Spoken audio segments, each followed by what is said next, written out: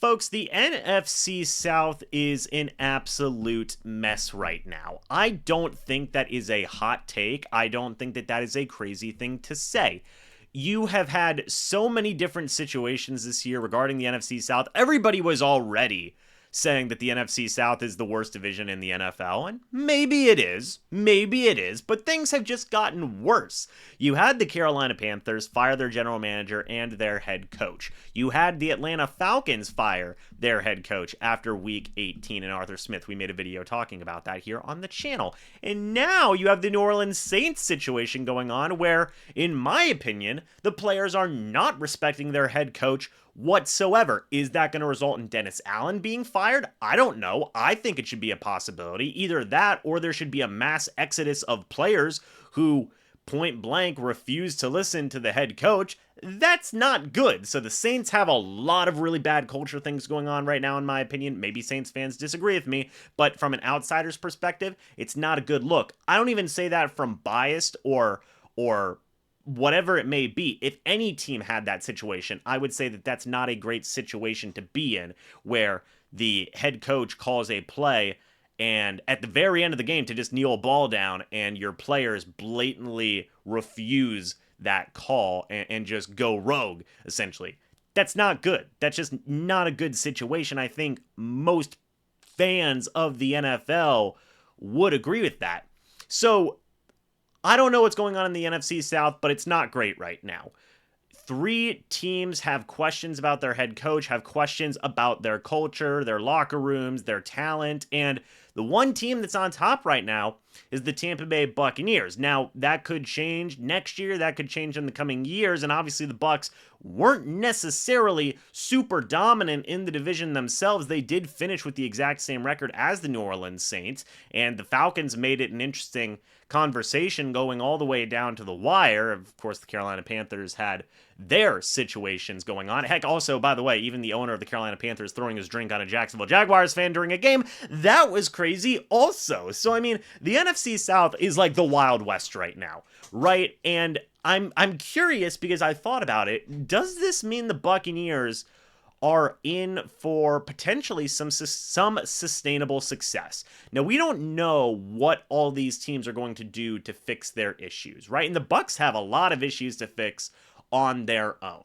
right? The Bucs have plenty of things to work on, but the Buccaneers won the division this year. They made the playoffs, and they seem like the only team right now that is going to have the best sense of continuity based on all the questions that these other teams are facing. Yes, the Falcons and Panthers are going to hire new head coaches. The Panthers are also going to hire a new general manager, and that is going to start that process of instilling competitiveness and culture back into those organizations. And there's still an entire offseason to talk about with all the different types of moves that are going to be made regarding those teams.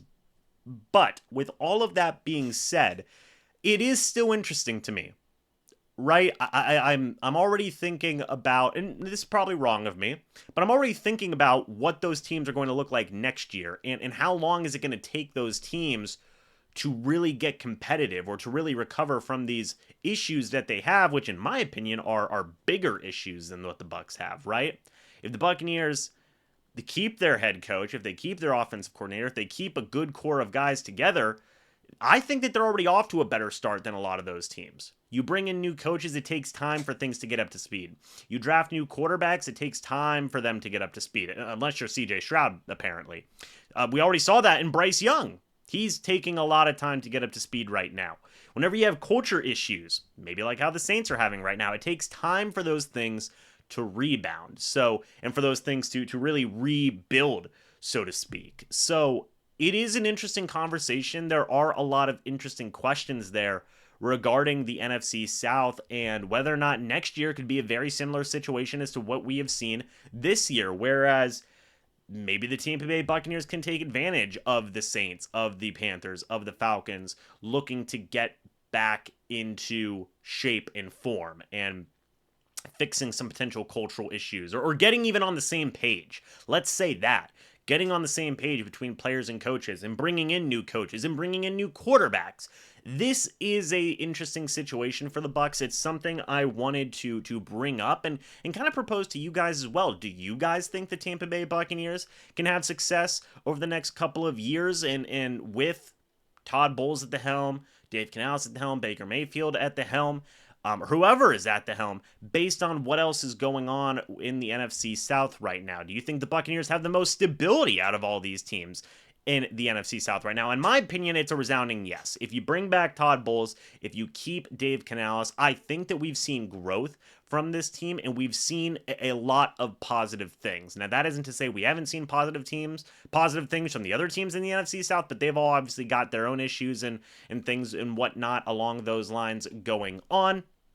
And I really do think it is a legitimate conversation to be had. Here's the the Saints thing going on. Former Tampa Bay Buccaneers quarterback Jameis Winston at the heart of it as well. Just kind of goes to show where these teams are at right now. And it's an interesting conversation. So I want your guys' thoughts and opinions about it. Let me know your thoughts about the NFC South and whether or not you feel the Tampa Bay Buccaneers can have some sustainable success. Anyway, guys, thanks so much for watching this video. Hope y'all enjoyed. As always, guys, I'll see you all in the next video or the next live stream. But until then, and as always, guys, goodbye for now, and go Bucs.